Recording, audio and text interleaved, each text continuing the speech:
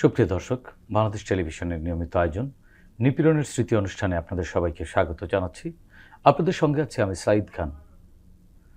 বাংলাদেশে ফ্যাসিবাদী শাসন ব্যবস্থা জেঁকে বসবার পর বিএনপি সহ অন্য বিরোধী দলগুলো গণতন্ত্র পুনরুদ্ধার আন্দোলনে নামে।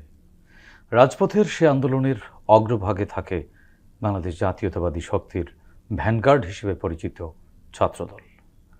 সেই ছাত্রদলেরই একজন নিবেদিত প্রাণকর্মী মোহাম্মদ কাজী জিয়াউদ্দিন বাসিত। নিপীড়নের স্মৃতি অনুষ্ঠানে আমাদের আজকের অতিথি তিনি। তার মুখ থেকেই শুনব তার সঙ্গে ঘটে যাওয়া নিপীড়নের সেই সব ঘটনা। বাসিত, স্টুডিওতে আপনাকে স্বাগত জানাচ্ছি। এছাড়াও আমাদের অনুষ্ঠানে আরেকজন অতিথি রয়েছেন, ২৪-এর বৈষম্য বিরোধী আন্দোলনে শহীদ সিএনজি চালক হাফিজুল শিকদারের পিতা আবু বকর শিকদার। ২০ জুলাই হাফিজুলকে মধ্যবাড্ডার পোস্ট অফিস গলির মুখে গুলি করে হত্যা করে পুলিশ। শহীদ হাফিজুলের ৩টি শিশু সন্তান। সবচেয়ে ছোট সন্তানের জন্ম হয়েছে ২৪ ডিসেম্বরে। ছেলের মৃত্যুর পর এখন অকুল পাথারে পড়েছে পরিবারটি। আমরা শহীদ হাফিজুলের বাবার মুখ থেকেই শুনব কেমন কাটছে তাদের দিনগুলো। প্রিয় দর্শক, মূল আলোচনায় যাওয়ার আগে আমরা ছাত্রদল নেতা কাজী জিয়াউদ্দিন বাসিত ও শহীদ হাফিজুল শিকদারের উপর নির্মিত দুটি ছোট্ট প্রতিবেদন দেখে নেব।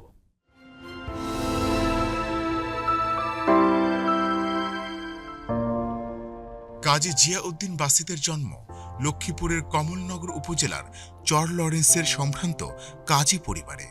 সরকারি চাকুরিজীবী পিতা কাজী সিরাজ উদ্দিন ও গৃহিণী মা হাফেজা বেগমের ৫ সন্তানের মধ্যে বাসিত দ্বিতীয়।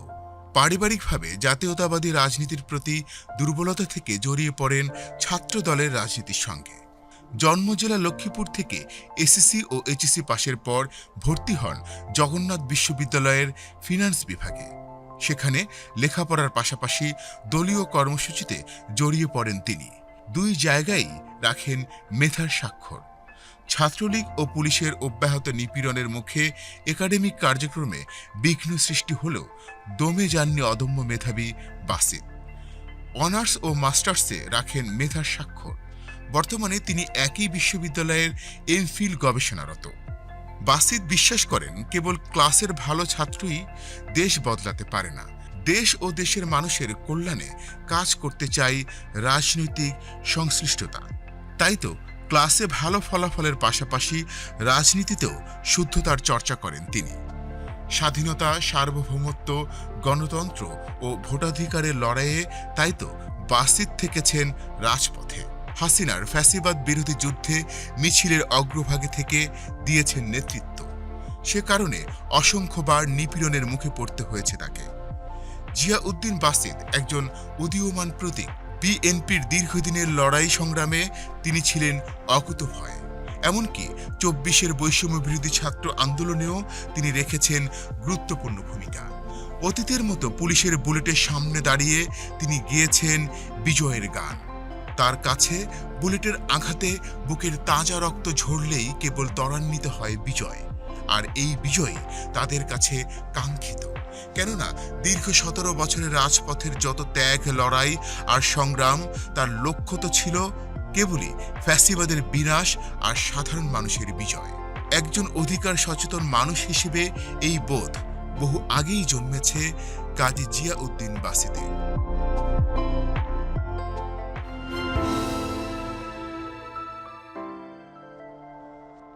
হাফিজুল শিকদারের বাড়ি পিরোজপুর জেলার নাজিরপুর উপজেলার চর রঘুনাথপুর গ্রামে। ছোটবেলায় বাবা আবু বকর শিকদারের সঙ্গে ঢাকায় আসেন হাফিজুল।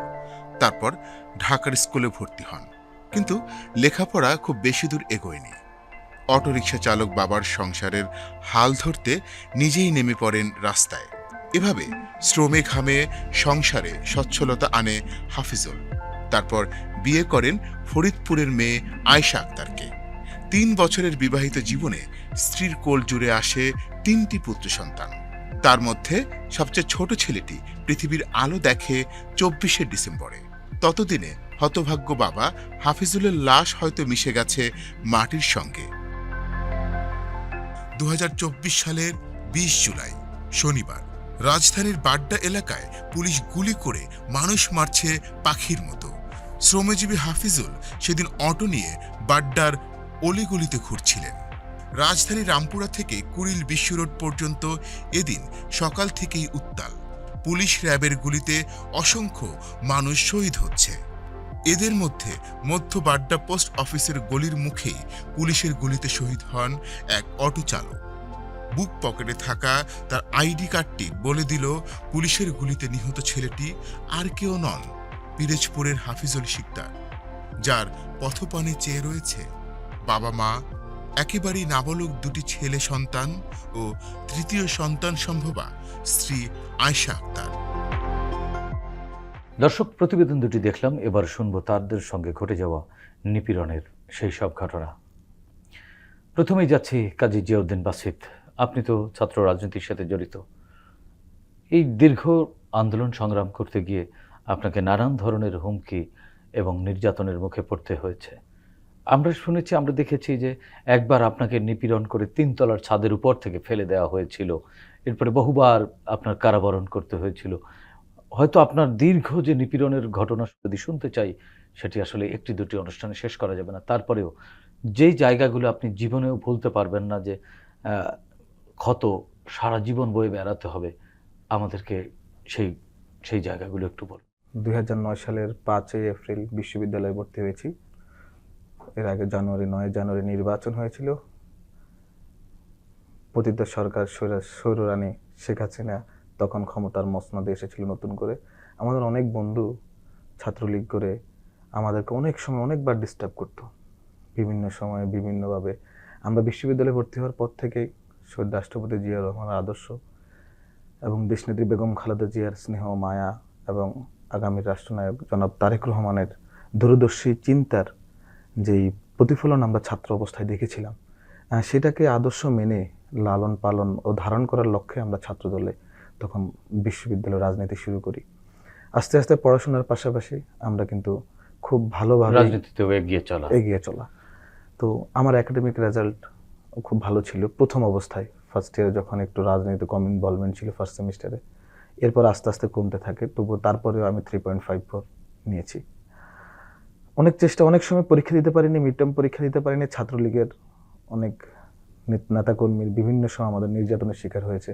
তো আমি বিশেষ করে অনেকগুলো 2011 সালের জগন্নাথ বিশ্ববিদ্যালয়ের মাঠে আমাকে নির্মমভাবে ছাত্রলীগ হামলা করে, আমার এখানে এখনও কোপের দাগ আছে, তার আমদা দিয়ে আমাকে কুপিয়েছিল। সেদিনটা ছিল 2015 সালের 5 জানুয়ারি, যখন দেশনেত্রী বেগম খালেদা জিয়া অবরোধ ডাক দিয়েছিল গণতন্ত্র হত্যা দিবস উপলক্ষে। তখন আমরা আন্দোলন শুরু করি বিভিন্ন বিশ্ববিদ্যালয় ক্যাম্পাসে। প্রতিদিনই আমরা মিছিল করি, অবরোধ করি। তো 2015 সালের 14ই ফেব্রুয়ারির ঘটনা।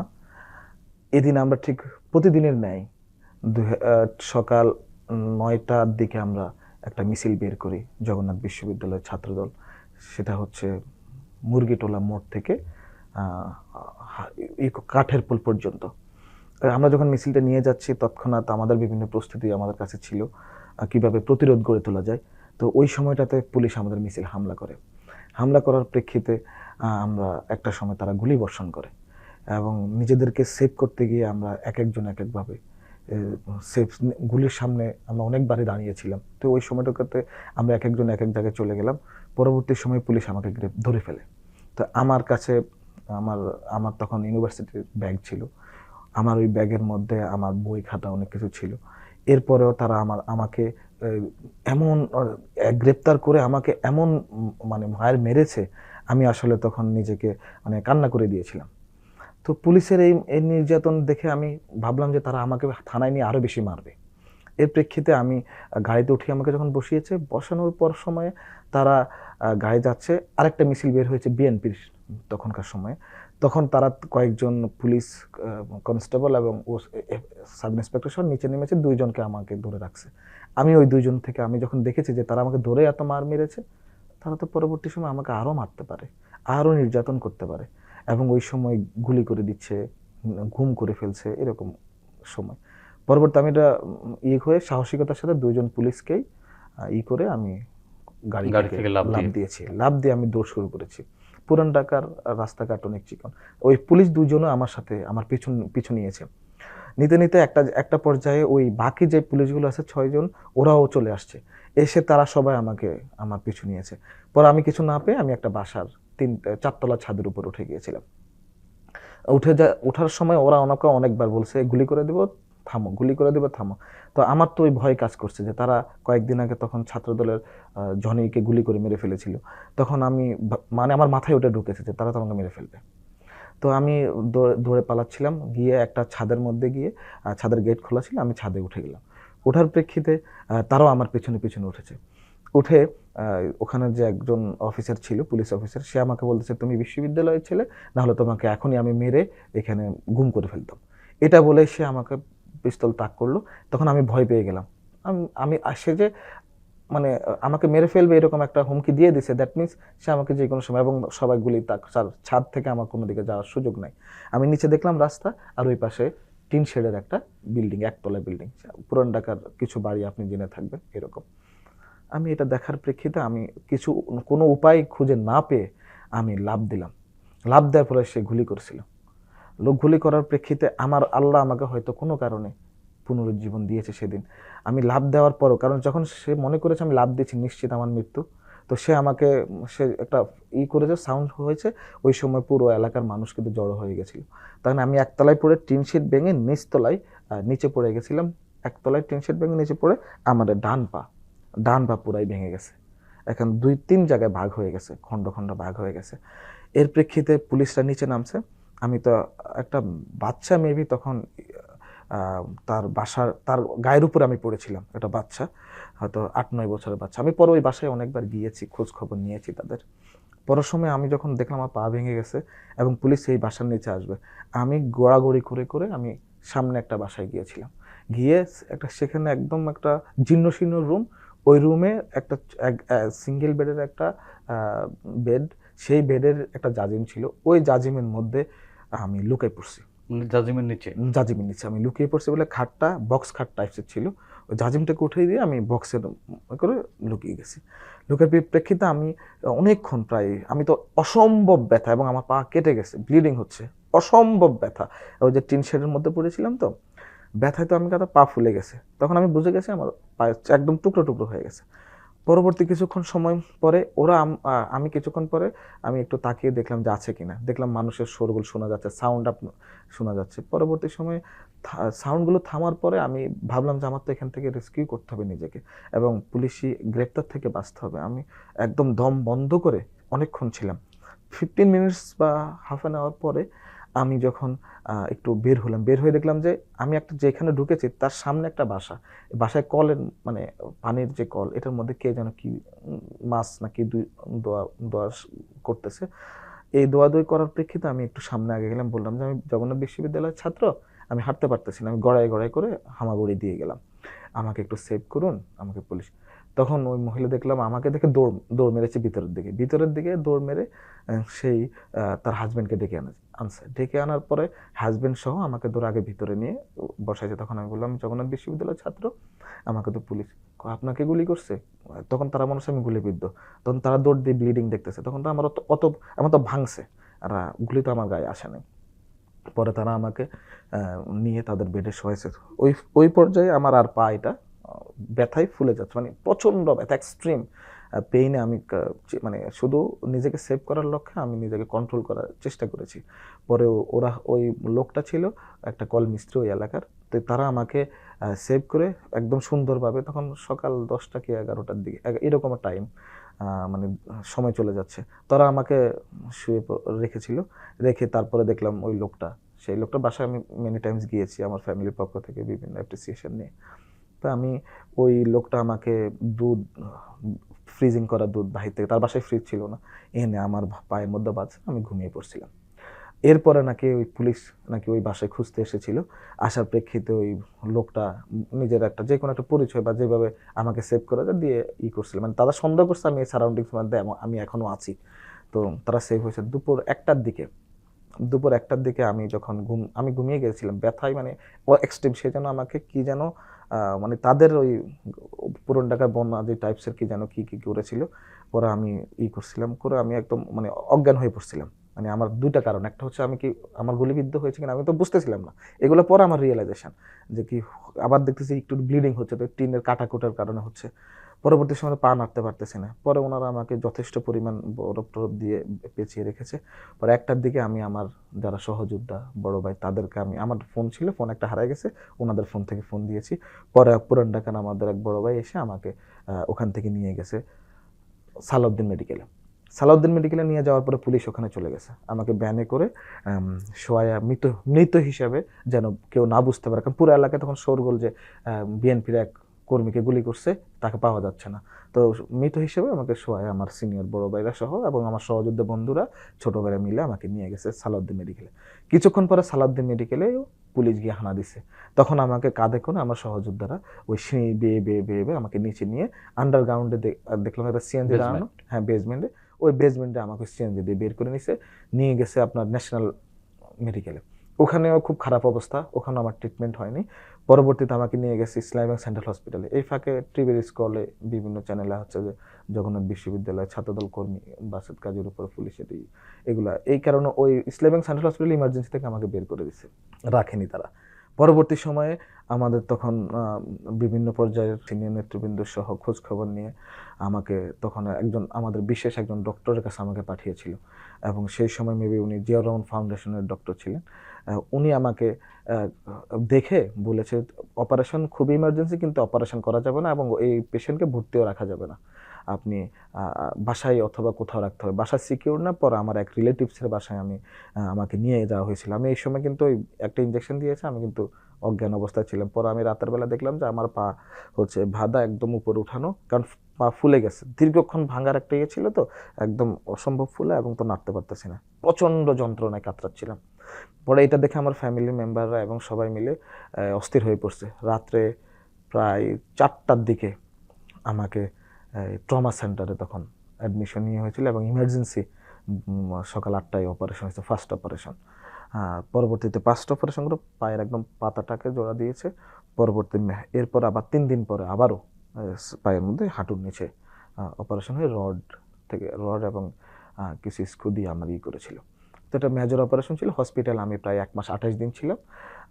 তার পরবর্তী সময়ে টোটাল আমি প্রায় 10 মাস এই কষ্ট বহন করেছি, ভুগতে হয়েছে। বাসাদ, আপনার কাছ থেকে আবারও শুনবো আমরা একটু আবু বকর শিকদার, ওনার সন্তান শহীদ হয়েছে 24-এর গণ অভ্যুত্থানে পুলিশের গুলিতে। আমরা একটু আপনার সন্তান হারানোর কষ্ট শুনতে চাই। 20 জুলাই আমার ছেলে বেলা 1টার সময় সিএনজি চালাইতো, কিন্তু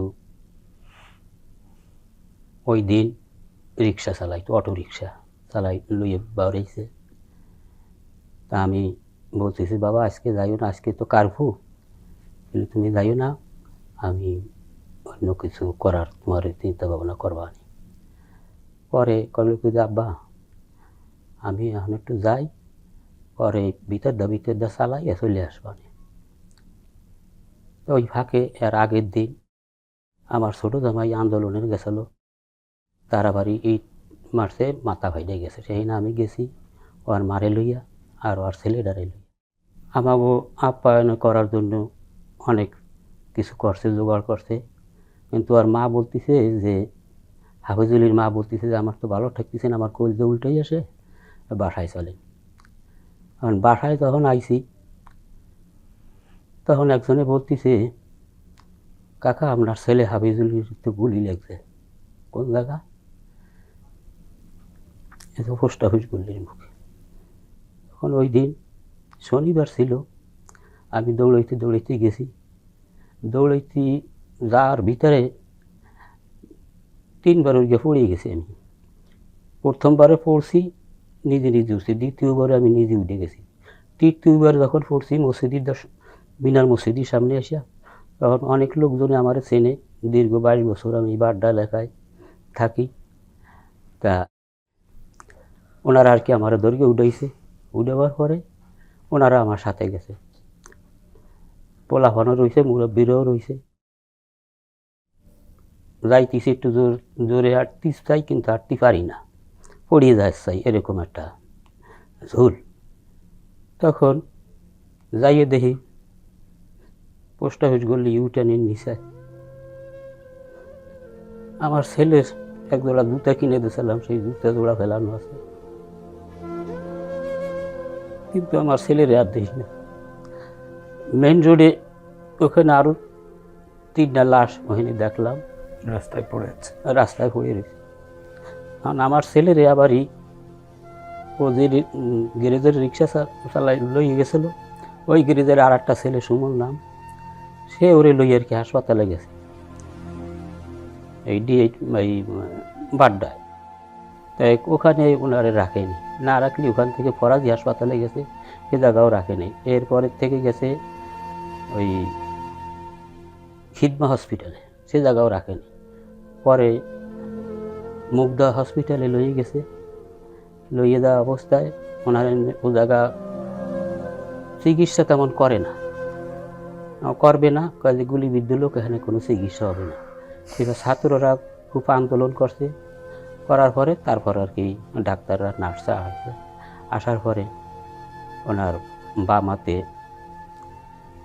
সেলাইন লাগাইছে। সেলাইন লাগাবার পরে তখনও জীবিত? হয়, তখনও জীবিত।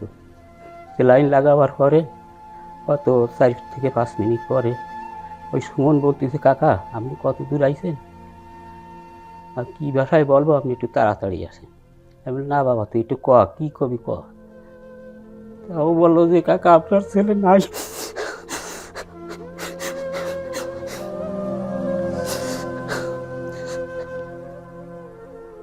তখন আমি বললাম যে, আল্লাহ তুমি কোথায় আছো, আমার ছেলে কি অপরাধ করছে যে আমার ছেলেরে পুলিশে গুলি করলো।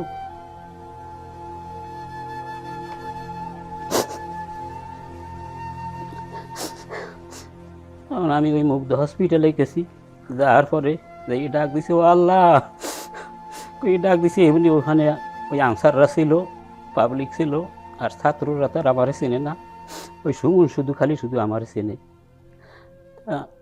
সুমন আইসে, আসলে পরে, কাকা কানকেন না, আপনি যদি ভাঙ্গিয়ে পড়েন তাহলে আমরা আপনারাও নিতে পারবো না, আর ওরেও নিতে পারবো না। তারপর একটা পুলিশ ওই আনসার, সে আজকে আমার জড়াই ধরলো যে, কাকা আপনি তোমার বাপের বয়সে, আপনার ছেলে মারা গেছে, নির্দোষী মানুষ, আমরা তো আসি বয়সে, আপনি কাঁদেন না। তখন ওরা আমার একটা ফ্যানের তলে নিয়ে কত সময় বসাইলি পরে কিন্তু আমার দোষ দিয়ে আর মানে না।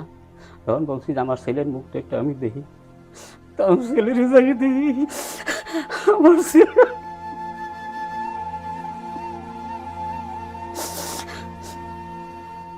ছেলে আর নাই। তখন ডাক্তাররাও আসলো, নার্সরাও আসলো, আরো এলাকা অন্য লোকজনও ছিল। তারা বলতেছে যে, কাকা আপনার ছেলেরে নিয়ে আপনি বাসায় যান, একটা অ্যাম্বুলেন্স নিয়ে যান।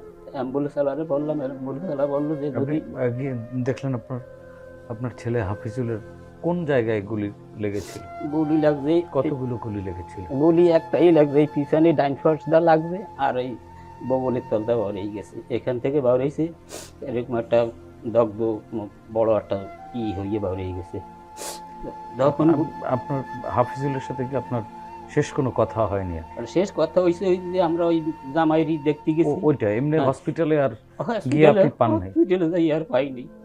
হাফিজুল কইলাম, কি বাবা যাইস না তাহলে তুই থাক, আর ওই আত্মক দিয়ে বাটটা খাইয়ে জিরা সেবার গোসল টোসল করিস কেন, থেকে দেন আব্বা আমি 2-1 টিপ মাইরে চলে আস। কিন্তু 2-1 টিপ মাইরে আর বাবা আমার দিকে আর ফিরে আসেনি, চিরতরে বিদায়। পরে যখন হাসপাতালে গেলাম, হাসপাতালে যাই দেখি আমার বাবা চিরনিদ্রায় হয়ে গেছে। ওখান থেকে রিক্সায় করে ওই সুমনরে সহ আর একটা ছেলেরে নিয়ে, মরা ছেলে কোলে লইয়া বসায় বসি।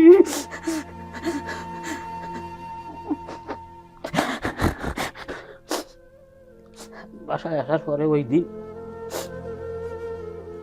ছিল শনিবার, ওই শনিবার আমি আর ওরে পোস্টমর্টম করাইনি, কিন্তু ওই অবস্থায় আমার ছেলেরে আমি এই এলাকায় দাফন করছি। আমার জন্মস্থানে আমি নিতে পারিনি আমার ছেলেরে।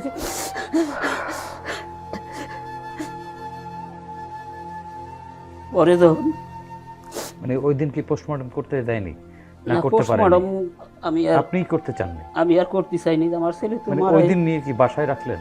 না, ওই সময় মানে ওরে দাফন করি আর কি, গোসল করাইয়া এই বাড্ডা এলাকা নামাপাড়া কবরস্থান মসজিদ, ওই কবরস্থান, যে কবরস্থান যে জায়গা, ওখানে ওরে দাফন করা হয়।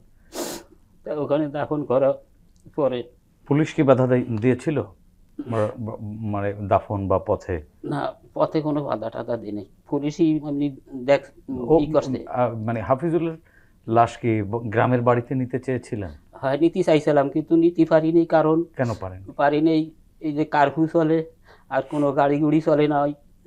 এই 20 তারিখ কোনো গাড়ি চলে না, তার পরের দিনও চলে নাই। যার কারণে এলাকা সবাই বলছে যে তাহলে তো আর বেশি সময় থাকা যাবে না, এটা এই এলাকায় আপনি দাফন করেন। যে হাফিজুলের সন্তানরা বা হাফিজুলের মা হাফিজুলের এই যে শহীদ হওয়া, এটা কি খুব সহজভাবে মেনে নিতে পেরেছে? সহজভাবে তাদেরকে কিভাবে আপনি সান্ত্বনা দিলেন? সহজভাবে মানতে পারেনি, কিন্তু আর মা এখনো অসুস্থ। 2টা ছেলে রাইখা বউ গর্ভবতী অবস্থায়। এই এই যে আপনার নাতিদেরকে কিভাবে সান্ত্বনা দিলেন? ওরা কি জানে যে ওদের বাবা শহীদ হয়েছে? ওরা অতটুকু বুঝ তাদের হয়নি, অতটুকু বুঝ তাদের হয়নি। ও শেষবারের মতন ওর ছেলেরে কোলে করিয়া আমার দ্বারে দিয়ে গেছে। ওই আমার ছেলে মারা যাওয়ার পরে থেকে আমার পরিবার এমন অবস্থায় হয়েছে, না বাঁচার মতন হয়ে গেছিল। এই ঢাকা সিটির ভিতরে কোনো ডাক্তার আর কোনো কবিরাজ আমি দেখাইতে কোনো জায়গা বাদ হইনি। সেবার এলাকায় নিয়ে গেছে, এলাকায় ওই ওই একই অবস্থা। ডাক্তার কবিরাজ দেখাই কোনো রোগ পাওয়া যায় না। মানে সন্তানের শোকেই সন্তানের শোকে এরকম হইতে, মানে সেই হইতে আমার ওই নাতি গনিয়া চলে গেল আমার বিয়ে, বউ গর্ভবতী অবস্থা। তখন আমার বিয়েই বললো যে ঠিক আছে, আমার ওখানে থাকুক কিছুদিন, পরে আপনি নিয়ে আসবেন। পরে ওই জায়গায় আনতে গেছি আমি একদিন, তারা আবার সালিশি হতাইছে এলাকার লোকজন দিয়ে। তারাও বলছে যে ঠিক আছে, ডেলিভারি হওয়ার পরে আপনার নাতিপুতি বউ আপনি নিয়ে যাবেন। এরপর আনলাম, 4 দিন আনিয়ে রাখার পরে আমার বিয়ে আর হেরা খুব তাড়াহুড়া করিয়া ঝগড়া দুটা করিয়া টরিয়া আমার নাতিপুতিকে সব নিয়ে আটকাই রাখছে। এই পর্যন্ত আমার নাতিপুতি দেয় না। আমি গত পরশুদিন গেছি। এই যে আপনার মানে সন্তান হাফিজুল মারা গেল, সরকারের পক্ষ থেকে বা কোনো সমাজের যারা আছে, যারা বিভিন্ন সামাজিক উদ্যোগ থেকে কোনো সাহায্য সহযোগিতা বা সান্ত্বনা পেয়েছিলেন? জি, ছাত্রদের এই যে জুলাই ফাউন্ডেশন থেকে দিয়েছিল 5 লক্ষ টাকা। সেই 5 লক্ষ টাকার ভিতর আমি পাইছি 1.5 লক্ষ টাকা, আর 3.5 লক্ষ টাকা আমার নাতি গোলামে ওরা আর কি এফডিআর করে দিয়েছে। হয়। জানতে পেরেছিলেন যে কারা গুলি করেছে? হ্যাঁ, জানতে পারিছি। ওই জায়গাতে 3টা লাশ দেখলাম, ওখানে আরো একটা মহিলা ছিল। সে বলছে সে মহিলার লাশও ছিল না, এক মহিলার কি ওখানে দাঁড়ানো ছিল। হ্যাঁ। তার উনি আমার দেখে ঠিক পাইছে, কয়েকদিন আপনার ছেলেরে নিয়ে গেছে হসপিটালে। উনি বললো যে এই জায়গা পুলিশই গুলি করছে, এই যে 3 জন শোয়া আছে, আর আপনার ছেলের আর একটা রিক্সাওয়ালা লইয়া হসপিটালে গেছে। ওখান থেকে আর কি আমি কান্তি যাই। যখন আমি আপনি জানতে পেরেছিলেন যে কারা গুলি করেছে? হ্যাঁ, পুলিশই গুলি তাদের করছে। বিরুদ্ধে মামলা করেছেন আপনি? জি, মামলার কি অবস্থা এখন? মামলা শুধু করছি, কিন্তু ফেসিবাদ সরকারের যত হেলমেট বাহিনীরা ছিল আর যত পুলিশ ছিল তার কর্মীরা, তারা তো খালি শুধু চিন্তা করছে যে আমরা যদি একটা গুলি করি তাহলে আমাকে একটা প্রমোশন বাড়াই দেব। যে মায়ের কোলের সন্তান তারা গুলি করিয়া হত্যা করিয়া তাকে প্রমোশন বাড়াইতেছে, আর আমাকে বুক খালি করিয়ে ফেলাইতেছে। এই জন্যই আমি অনেক জায়গা অনেক আমি সম্মেলনে কথাবার্তা বলি যে ডক্টর ইউনূস স্যারের কাছে, যে ফেসিবাদ সরকার যখন হারিয়ে গেছে তখন সেই দেশ থেকে চলে গেছে, কিন্তু তার বিচার করা হোক এই দেশে আনিয়া, এই বলে দাবি সব জায়গায় আমি করি। আর আওয়ামী লীগের যত কর্মকাণ্ড এরা জড়িত ছিল, হ্যাঁ, এদেরকে এরা বুক ফুলাই এখনও রাস্তাঘাটে এখানে সেখানে চলে ফেরে, কিন্তু এদেরকে কেউ পুলিশও ধরে না। আর যে পুলিশরা ছিল সে পুলিশকেও সেরা কেউ ধরে না, সরকার কোনো পদক্ষেপ নিতেছে না। যার কারণে আমাকে মনের ভিতর অনেক কষ্ট। আমরা চাই যে শুধু আমাকে কোনো সম্পদের দরকার নাই, আমাদের ছেলে হারাইছি, কিন্তু আমরা ন্যায় বিচার চান। ন্যায় বিচারটা চাই। জি 2000 এর বেশি আমরা শহীদ পরিবার, আমাদের প্রত্যেক শহীদ পরিবারের পক্ষ থেকে আমি বলতেছি যে যারা শহীদ হয়েছে তাদের ন্যায্য যে বিচার, এই বিচারটা যেন বর্তমান সরকার করে। অবশ্যই এই বাংলাদেশ সেই হত্যার বিচার অবশ্যই করবে। আবু বকর শিকদার, আপনার কাছ থেকে আবারও শুনবো আমরা একটু কাজী জিয়াউদ্দিন বাসেতের কাছ থেকে, সে তার নির্যাতনের ঘটনা শুনে আসি। জিয়াউদ্দিন বাসেত, 2023 সালের 23শে মে তখন ধানমন্ডিতে আপনার পদযাত্রা শুরু হয়েছিল। তো ওই দিন আমি পদযাত্রায় হঠাৎ করে পুলিশ ল্যাবরের সামনে হামলা করে, পরে আমরা প্রতিরোধ গড়ে তুলি। দীর্ঘক্ষণ থাকার পর একটা রাষ্ট্রের যন্ত্রের বিরুদ্ধে তো দীর্ঘ সময় আমরা নিরস্ত্র মানুষ থাকতে পারি না। তো সেই ক্ষেত্রে আমরা ওই একটা সময় চলে যেতে বাধ্য হই। ওই বাধ্য হওয়ার সময় তারা বিভিন্ন ডিবি পুলিশ এসে আমাদেরকে ফলো করে আমাদের জায়গায় আমাদেরকে দৌড়িয়েছিল। এই একটা জায়গার মধ্যে আমি যখন, আমার বাসা ধানমন্ডি 3 নম্বরে, একদম যেখানে হামলাটা হয়েছে ঠিক তার পাশে, তখন আমি আমার নিজের অনেক অ্যাক্টিভিস্ট, নিজের অনেক বন্ধু তখন আমার বাসায় আশ্রয় নিয়েছিল, সেটা আমি জানতাম না। পরবর্তী সময় পুলিশ আমাকে ফলো করেছিল যে আমি প্রতিরোধ গড়ার সময় নেতৃত্ব দিয়েছিলাম। এটা দেখে তারা আমার বাসায় গিয়েছিল। বাসায় গিয়ে ওরা যখন দেখছে, আমি যখন শুনেছি যে আমার অনেক অ্যাক্টিভিস্ট ওখানে আছে, তখন পিছনের একটা দিয়ে আমি তাদেরকে পার করে দিয়েছিলাম। দেওয়ার প্রেক্ষিতে তারা কিছুক্ষণ পরে দেখলাম আমার বাসায় আসছে। আসার পরবর্তী সময় আমার আপন ছোটো ভাই, সে প্র্যাকটিস করে অ্যাডভোকেট, এবং আমার বোন এবং আমার মা বাসায় ছিল। বা থাকার প্রেক্ষিতে আমি যখন সেভ হয়ে যাই, আমাকে তখন আমার ছোটো ভাই, মা, বোন আমাকে ওই পিছন দিয়ে বাসা থেকে, আমাদের বাসায় 2টা বিল্ডিং, সামনে একটা বিল্ডিং, পিছনে একটা বিল্ডিং, পিছনে বিল্ডিংয়ে আমাদের বাসা, যখন আমাকে পার করে দেয়, তারপর আমার ছোটো ভাই মনে করেছে আমাদের সিমিলারই, তো ওকে গ্রেপ্তার করে এবং আমি আপনাদের ফুটেজে আছে দেখবেন, অসম্ভব নির্যাতন করে পুলিশ। 4 জন পুলিশ তাকে এত মারে, তখন আমার ফ্যামিলি, আমার মা, আমার বোন বাসা থেকে ছুটে আসছে চিৎকার শুনে। আসার পরে দেখে যে আমার ভাইকে মারছে তারা। অপরাধী হয়তো আমি তখন বাংলাদেশে গণতন্ত্র ফেরত আসুক এবং এক দফার দাবিতে ভোটাধিকার ফিরে আসুক, এ নিয়ে যুদ্ধ করছি, কিন্তু আমার ছোটো ভাইকে, সে কিন্তু কোনো ধরনের রাজনীতি করে না, সে একজন অ্যাডভোকেট। তো তাকে কি করেছে, মারার পরে আমার মা, বাবা, বোন এবং ভাইকে কিন্তু তারা গ্রেপ্তার করে ধানমন্ডি থানায় নিয়ে গেছে। আমার ভাইয়ের অন্যায় কি ছিল, আমার মায়ের অন্যায় কি ছিল, আমার পরিবার বোনের অন্যায় কি ছিল, ওদের 3 জনকেই নিয়ে গেছে। তখন তো আমি নিরুপায় হয়ে গেছি বিভিন্নভাবে। পরবর্তী সময় একটা সময় তারা সন্ধ্যার দিকে আমার মা এবং বোনকে জেল হাজত থেকে, মানে থানা হাজত থেকে বাহিরে বসিয়ে রেখেছিল। পরে একটা সময় আমার ওদের ফোনে কথা হয়েছে মা বোনের সাথে, আমি একটু হয়েছিলাম, কিন্তু আমার ছোটো ভাইকে পরের দিন সকাল পর্যন্ত, পরে ধানমন্ডি কমিউনিটি মিলে, আমার সবাই মিলে, আমার যে জায়গা থেকে আত্মীয় স্বজন মিলে ওকে প্রুফ করেছে যে আসলে কোনো কিছুর সাথেই জড়িত না, ওকে মিথ্যা ভাবেই গ্রেপ্তার করে এনেছে। এটা হচ্ছে আমার জীবনের সবচেয়ে, আমার জন্য, আমার পরিবারের উপর যে নির্যাতন, কষ্টের, আমি যে কষ্ট পেয়েছি, আমার বারবার অপারেশন হয়েছে পায়ে, এখনো আমি অনেক সময় খুব ব্যথা পাই, খুব কষ্ট পাই, দীর্ঘক্ষণ আমি হাঁটতে পারি না। এইসব বিষয় নিয়ে আমি কিন্তু এই যে নির্যাতন নিপীড়নের বিচার তো চান, কেমন বিচার হওয়া উচিত? নিঃসন্দেহে এদের রিমার্কেবল বিচার হওয়া উচিত বাংলাদেশে, যে ভবিষ্যতে এরকম যেন কোনো পরিস্থিতি ক্রিয়েট না হয়, এবং আগামীর বাংলাদেশে যেন খুব সুন্দরভাবে প্রশাসন এবং সরকার কখনো, রাষ্ট্র এবং সরকার কখনো যেন একত্রিত না হয়। কারণ রাষ্ট্র একটা যন্ত্র, এখানে অনেক কিছু থাকে। এই জায়গাটাতে সরকার যখন একত্রিত হয়ে যাবে, তখনই কিন্তু আমাদের মতো রাজনৈতিক কর্মীরা বিপদে পড়ে যাবে। তো সাধারণ মানুষও তো আসলে সেই ক্ষেত্রে নিরাপত্তাহীনতায় বা মানবাধিকার হরণের শিকার হবে। এবং এই জায়গাটায় কিন্তু এইটা করার প্রেক্ষিতে কিন্তু ফ্যাসিজমের পতন হয়েছে। ফ্যাসিবাদের সময়ে আমি তখন সদ্য কারামুক্ত হয়েছি, আমি 28 মে কারামুক্ত হয়েছি, 28 জুন কারামুক্ত হয়েছি।